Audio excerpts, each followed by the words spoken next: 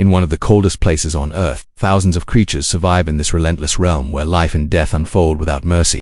Predators, masters of camouflage, stalk their prey with ruthless precision, ambushing and tearing them apart, staining the snow with blood. The landscape is no mere backdrop. The land, ice, and wind command absolute dominion over every living thing daring to inhabit it. Survival here is not just resisting the cold or enduring storms, it is understanding that this territory enforces its own rules. What for some is a white, inhospitable desert is for others a vital stage where each species hones its cunning, endurance, and instinct. Snow covers the ground, concealing prey, betraying tracks, and telling stories of survival. In every footprint, days are short, nights endless, and life persists in this fragile balance. Every movement carries cost, every decision can mean life or death. Brutal clashes between hunters and prey are constant, and the inherent violence of the land shapes every encounter, where strength and cruelty dictate fate. In Alaska, wolves write their own laws, not separate from the dominant will of the land, but adapting, merging, and thriving under its dictates. One does not conquer here, one obeys or perishes. Wolves, among the oldest species, have existed for over 10 million years, perfecting their skills and adapting to diverse ecosystems. While lions dominate the African savannas, wolves have claimed the snow as their realm. In the intense cold, surrounded by vast frozen landscapes, they have developed resilience, both physical and social.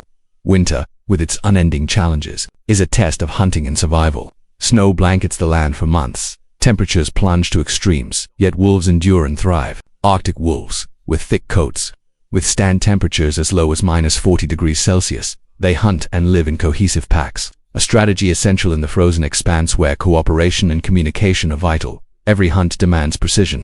Errors are fatal. Prey such as moose, larger and stronger, fall to the relentless coordinated efforts of the pack. They encircle their quarry, observing for signs of weakness, patience guiding every step. The snow and ice become adversaries, exhausting the prey while the wolves close in, striking swiftly and decisively once resistance fades. Beyond instinct, each wolf holds a role in this social structure.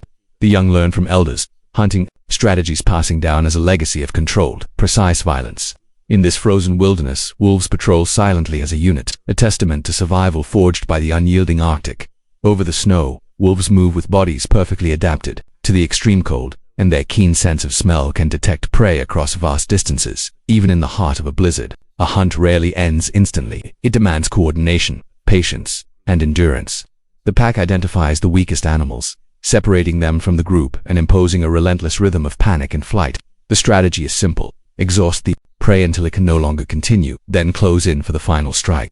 Communication among wolves is not mere noise but a sophisticated social system, where each howl and signal establishes hierarchies, alliances, and cohesion. A howl that carries for miles is a declaration of power, warning rivals to respect boundaries and avoid costly clashes. Wolves howl with purpose when setting out, returning, or regrouping on. Each sound conveys information about pack membership, emotional state, and location. Collective howls, synchronized yet layered with different tones, create the illusion of a larger force, deterring intruders and protecting the most vulnerable members. Bonds within the pack extend beyond survival instinct. Subtle gestures, postures, and vocal cues convey intentions without contact, allowing the group to reorganize, adjust, or launch a hunting maneuver instantly. This synchronicity arises from deep trust and coexistence, enabling the pack to execute complex hunting strategies where each wolf has a role. Some corral, others ambush, and some block escape routes. Every step is deliberate, every decision, part of a shared intelligence that structures both hunting and daily life.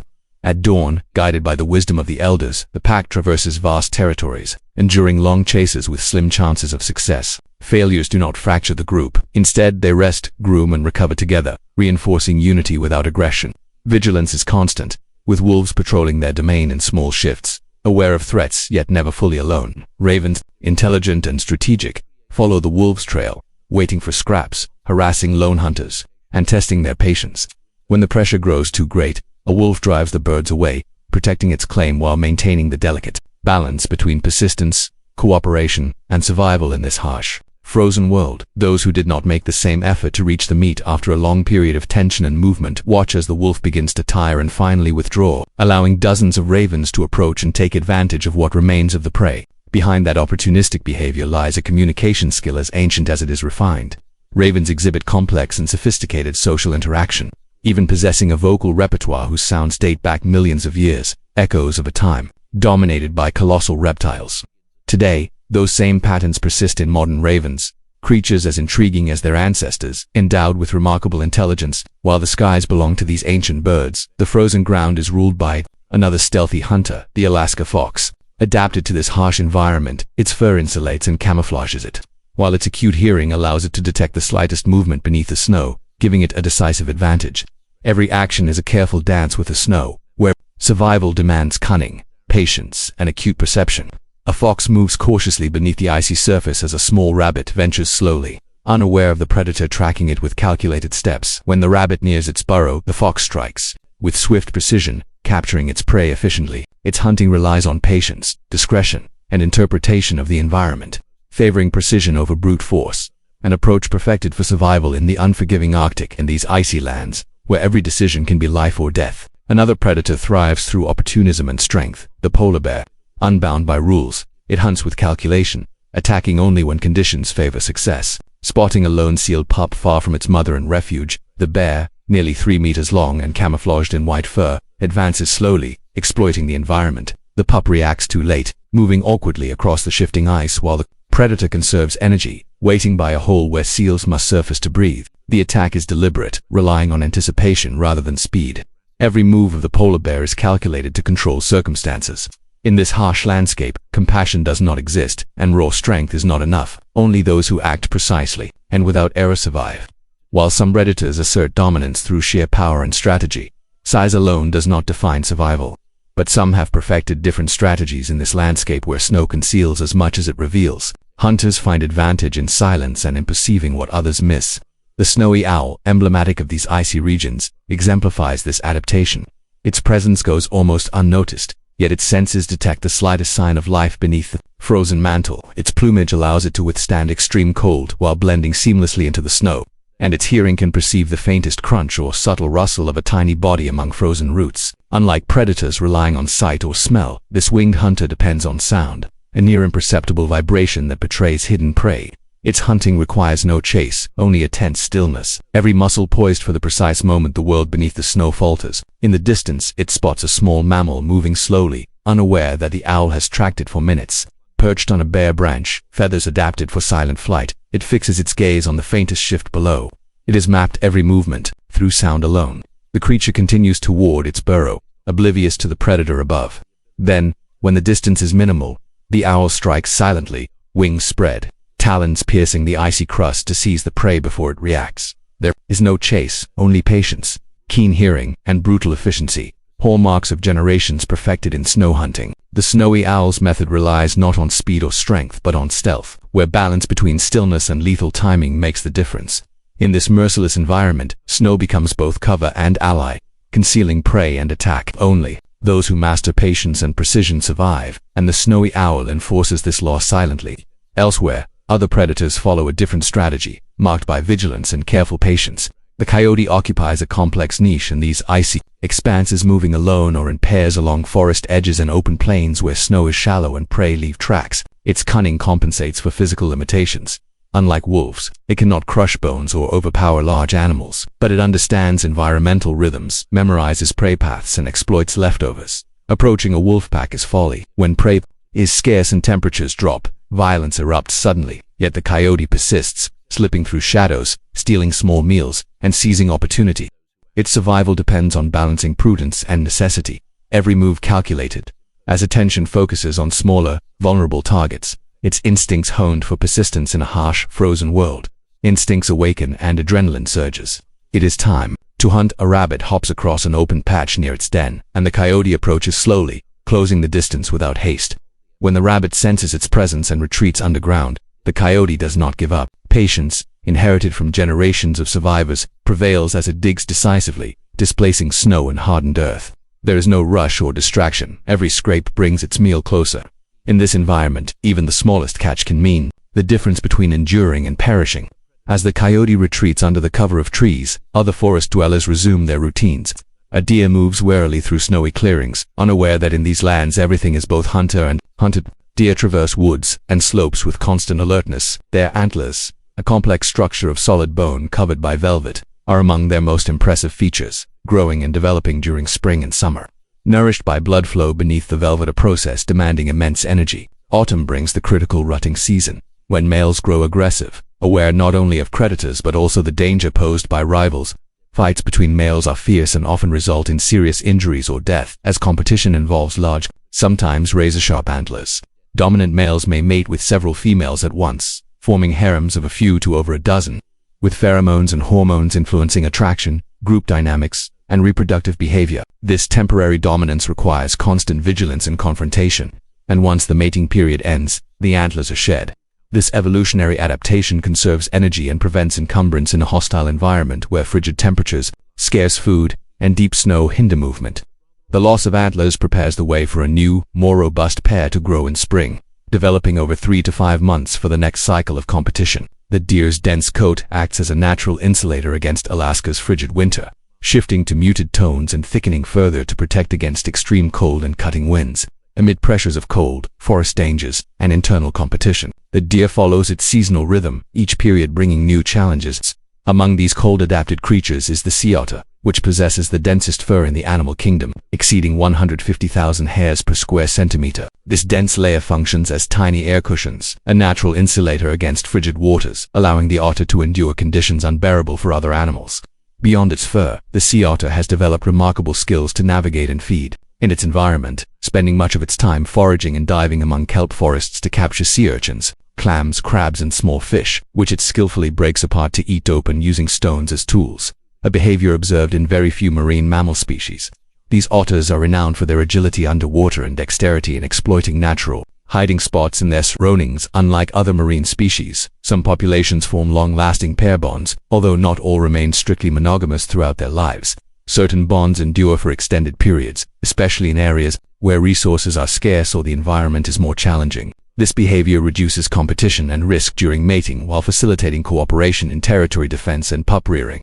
At birth, sea otter pups cannot dive because their fur is so spongy and air-trapping that they float like little buoys. The mother leaves them floating on the surface, often wrapped in kelp, to prevent drifting away while she dives to hunt.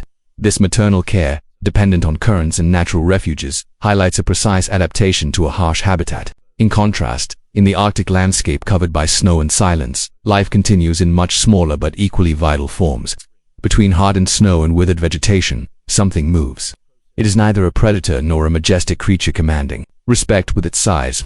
It is small, discreet, yet its existence underpins much of the life in these lands. The lemming has learned to survive not by strength or lethal cunning but by sheer numbers and an inexhaustible ability to hide where predators vie for supremacy. It inhabits hidden corners beneath the snow, in burrows woven like labyrinths, invisible to the naked eye. Its world is underground, and its fate is invariably to be hunted. Unlike other rodents, it does not hibernate, remaining active throughout winter, feeding on roots, lichens, and moss. This behavior sets it apart from other minor Arctic species, maintaining constant activity despite minimal daylight hours and perpetual cold. The snow, an obstacle to others, becomes its safest refuge, but activity entails risk. In a desperate dash, a lemming bursts through hardened snow and brittle lichens, seeking food for its young. From above, a raptor spots it and swoops down swiftly. The lemming zigzags among rocks and ledges, changing direction unpredictably to evade its pursuer. Its memory marks safe paths, hidden tunnels, and refuges invisible from the surface. On the brink of exhaustion, it reaches the entrance of a maze-like burrow beneath the snow and disappears just before the strike. One more day of life has been earned, but surviving one day is not enough. The lemming must reproduce rapidly for its species to endure. Its most evident trait is the speed of reproduction. Under favorable conditions, a female can produce several litters a year, each with up to 8 pups. This dizzying rate is no coincidence. In an environment where all seem intent on devouring it, relentless proliferation is its only strategy for species continuity. Yet even in abundance, peril remains. When populations grow too large, food becomes scarce, territories shrink, and internal competition intensifies. Driven by numbers, lemmings abandon burrows and migrate en masse, often crossing frozen rivers or icy ravines where the unrelenting landscape claims its due. A lemming's life unfolds in constant tension between refuge and danger. Neither hunter nor dominator, it remains hidden, breeding silently on the fringes of the icy landscape. In these lands, survival does not always belong to the greatest. Sometimes persistence born of fragility leaves the deepest mark at the same time. Alaska is a stage where every creature plays a role, balancing strength and cunning, and there are havens of apparent serenity, such as icy waters where swans have carved their own kingdom. In these Arctic environments, the trumpeter swan glides over partially frozen lagoons and channels, choosing passivity as its survival strategy. Unlike terrestrial or aerial hunters, its world is liquid and cold, a surface of gray waters where danger rarely manifests from solid ground. Its prey is not flesh but tiny aquatic invertebrates, submerged roots, and tender shoots, obtained by elegantly diving beneath the surface. Despite Alaska's harshness, the swan does not chase bloody prey. It feeds primarily on roots of aquatic plants, rush stems, and small invertebrates such as mosquito larvae trapped in muddy banks. Although its locomotion occurs mainly on water, swans venture onto land to rest, gather nesting materials, or take refuge in marshy areas where ice has not completely hardened the soil. Their visits ashore are brief and cautious, driven more by necessity than habit. In these moments, danger does not always come from traditional predators but from their own kind. During mating season, male swans who normally avoid conflict become combative. Fights erupt over the right to reproduce, defending nesting territories with wing blows and attacks with beaks. A wounded loser becomes incapable of defending its nest or moving with ease, which in these lands often amounts to a death sentence. Thus, another of Alaska's unwritten laws is revealed. The greatest threat does not always come from outside, but from within. In a landscape where ice cracks under the weight of wolves and bears lurk in the shadows, even those who glide gracefully across the waters must fight, sometimes against their own reflection. In Alaska, even beauty must defend itself. Further on, in Alaska's frozen mountains, where wind lashes the rock walls and snow remains even on the longest days of the year, survives a creature made for vertigo and endurance. Mountain goats dominate this scene of chasms and impossible cliffs, moving with a sure-footedness no other land species can replicate.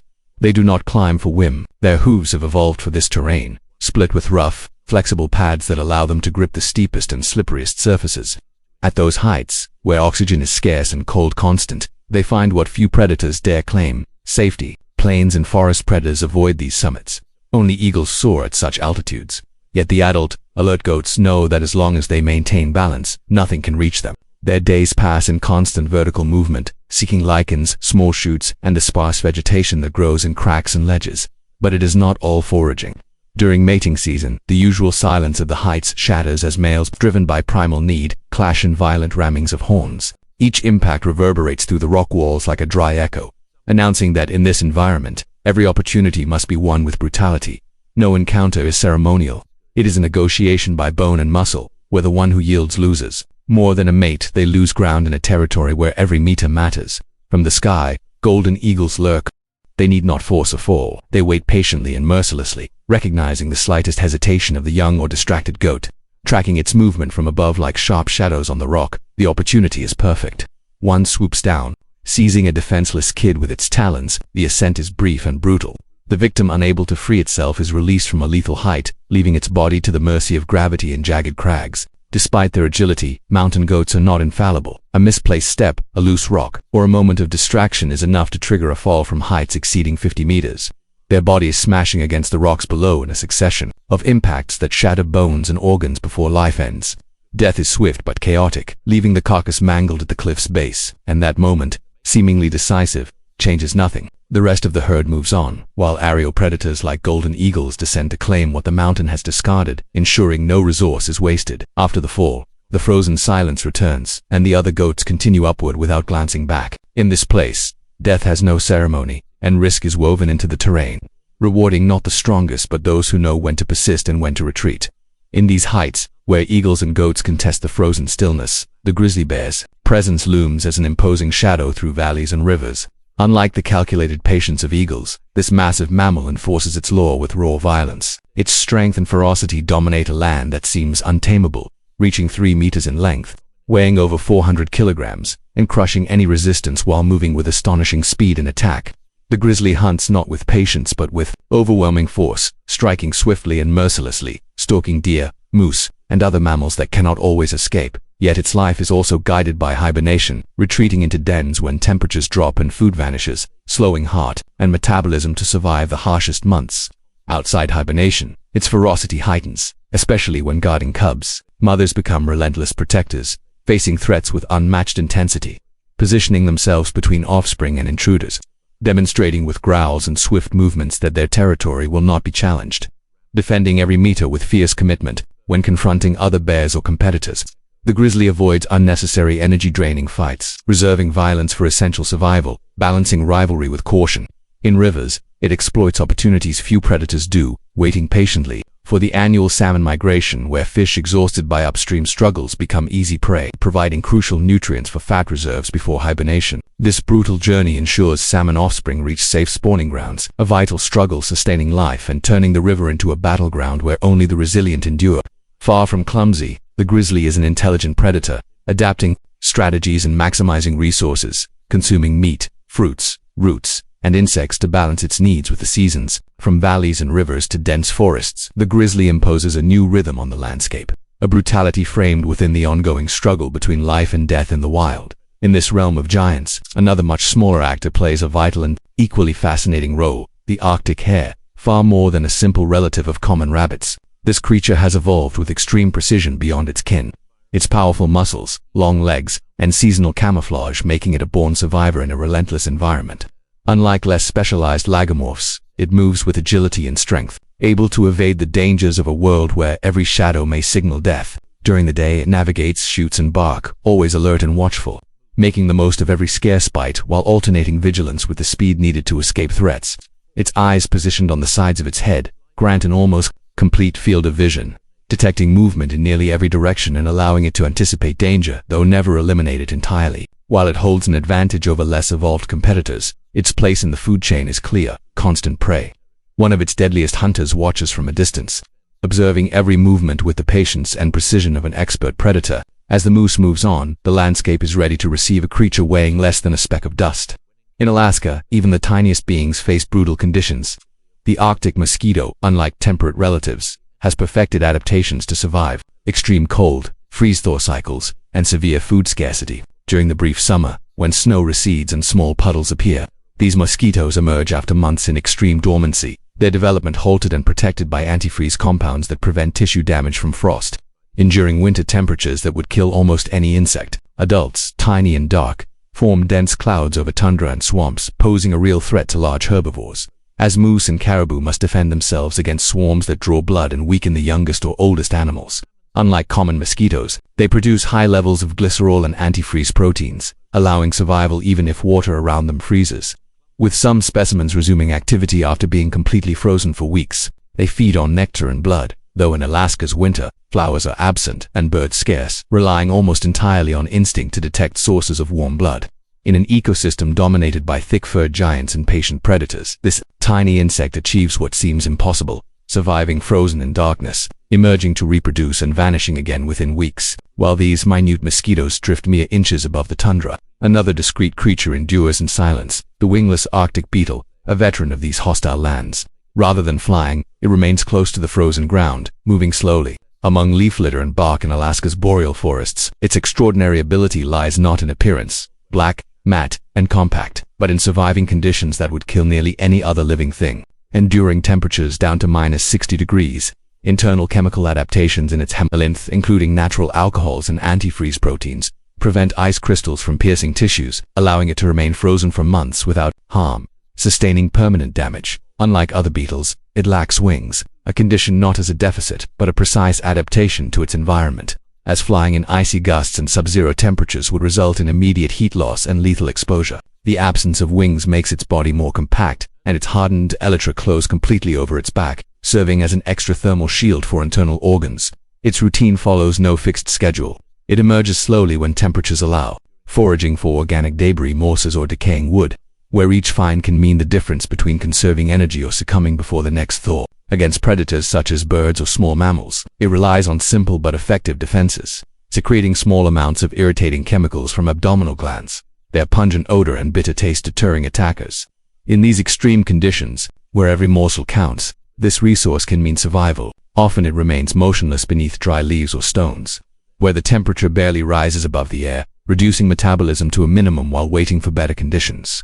Despite its resilience, opportunistic predators hunt it during the brief summer, yet this small beetle remains one of the oldest and most effective survivors of extreme cold. While some insects hide to endure the cold, others adopt even more extreme strategies, such as the Arctic woolly bear moth. At first glance, it appears to be just another caterpillar covered in dense hair that shields it from the hostile environment, but it can survive temperatures that would destroy most insects, freezing nearly completely during harsh months and halting all activity until the brief Arctic summer. It then awakens to feed on lichens and low vegetation before returning to dormancy. It withstands temperatures near -70 degrees, using antifreeze proteins to prevent lethal ice crystal formation, repeating this cycle for several years, sometimes up to 14, emerging only briefly each summer before freezing again. This makes it one of the slowest and most remarkable developmental cycles in the animal kingdom. Only after accumulating sufficient energy and surviving successive freezes does it complete metamorphosis, reaching the adult moth stage, which is brief and terminable, living merely a few days to reproduce, lacking male parts yet achieving a total longevity that exceeds many larger animals, sometimes outliving an Arctic woolly mammoth. Despite these adaptations, predators remain a threat. An adult moth resting on a dark rock at dusk absorbs the last warmth, unaware that two eyes watch from cracks in the frozen moss. A small, silent frog, capable of surviving winters that would destroy most amphibians, approaches cautiously and, with a swift motion, captures the moth with its sticky tongue. Without hesitation, the frog moves on, leaving behind the cold and stillness of twilight. During the harshest months, this amphibian faces a lethal challenge, as ice forming around it could destroy its tissues. To survive, it has developed an extraordinary adaptation. Its body produces a substance similar to antifreeze, protecting its cells and allowing up to 2/3 of its body to freeze without suffering permanent damage. As snow blankets the landscape and temperatures plummet, this chemical defense keeps it in suspended vitality, ready to reactivate with the return of warmth. When the cold intensifies, its heart stops, breathing ceases, and the frog enters a state of motionless suspended animation, hardened like a stone beneath the snow for weeks or even months until spring arrives. As the ice recedes, its body resumes function, and the amphibian moves among puddles left by melting snow to seek food, including small insects such as Arctic moths, those same creatures that have survived up to a decade as larvae only to face one of the few amphibian hunters of these latitudes. The Alaska wood frog typically inhabits moist areas of boreal tundra, birch forests, and regions near swamps and bogs, which during the brief thaw filled with small bodies of water. There we find refuge under stones, fallen logs, or dense vegetation where humidity and shade preserve a microclimate that prevents desiccation. Although few predators can endure these environments, it must still beware of insectivorous birds such as American robins, small mustelids, and in some areas fish that colonize puddles during the thaw. Against these threats, its defense is simple, but effective: absolute stillness and brownish-green coloration that blends with surroundings. And if discovered, rapid, erratic jumps to escape. With the advance of spring, males begin their search for mates, and mating occurs once a year between May and June, coinciding with the peak thaw. Communication occurs through low calls, a series of dry repetitive notes emitted by males partly hidden in aquatic vegetation, barely perceptible at a distance but sufficient to attract females. Once accepted, the male clasps the female from behind as she releases eggs into the water, which he fertilizes externally. Each female can lay up to 1,000 eggs in gelatinous clusters that float or attach to submerged branches. The embryos develop over about 2 weeks, though variable temperatures may extend this period, and tiny tadpoles emerge to complete metamorphosis during the summer, far faster than in other climates, before winter forces them to hibernate or find shelter.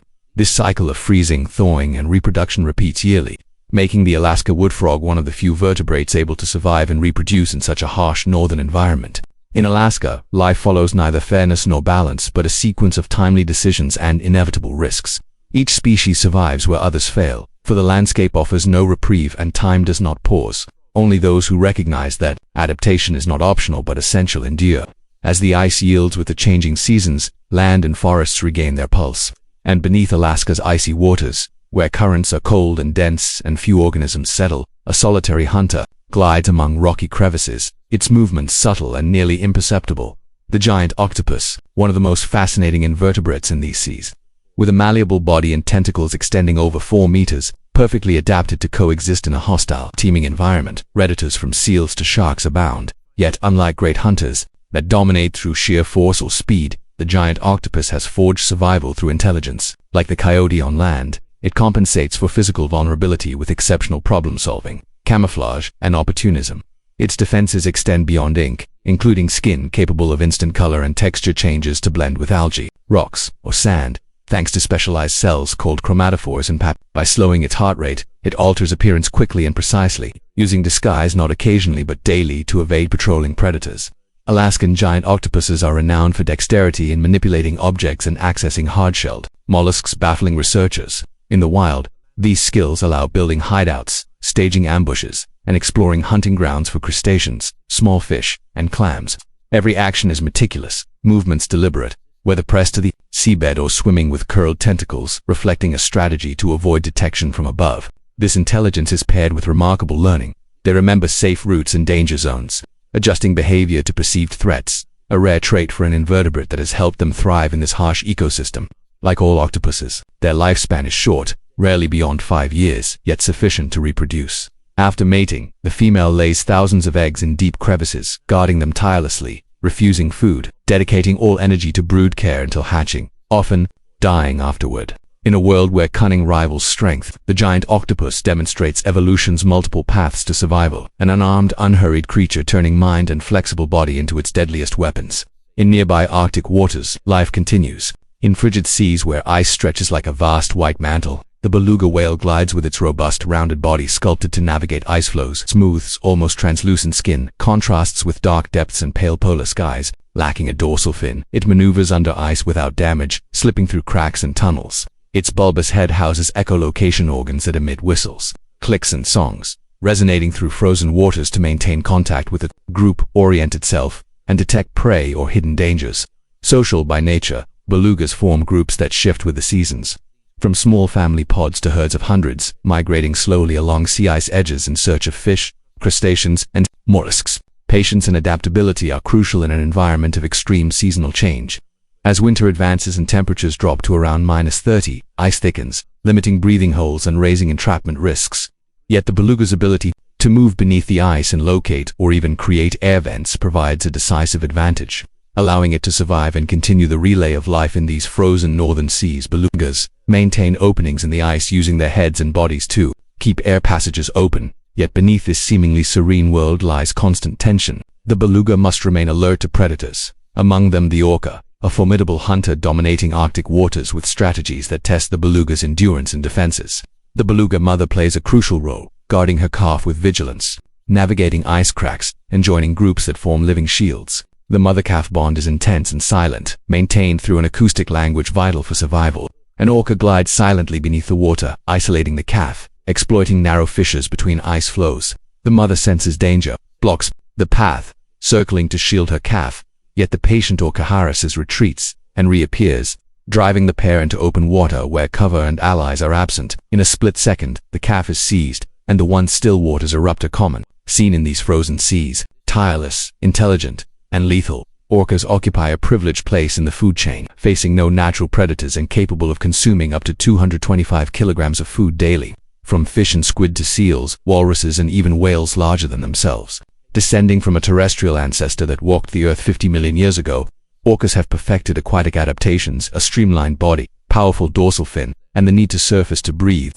Their communication is complex, encompassing clicks, whistles, and pulsed calls that travel kilometers underwater. Each pod maintains a unique dialect that strengthens social bonds and coordinates hunts. During mating season, orcas engage in ritualized behaviors, gather in groups, emit specific vocal sequences, and interact physically for extended periods.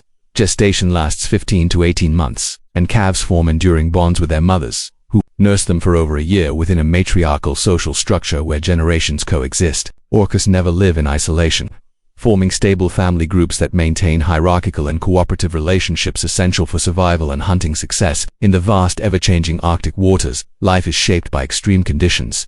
Some animals rely on dense fur to retain heat, others on thick blubber for insulation.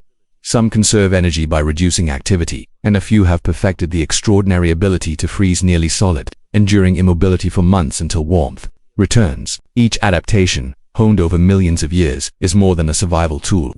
It is a precise response to an environment that allows no second chances.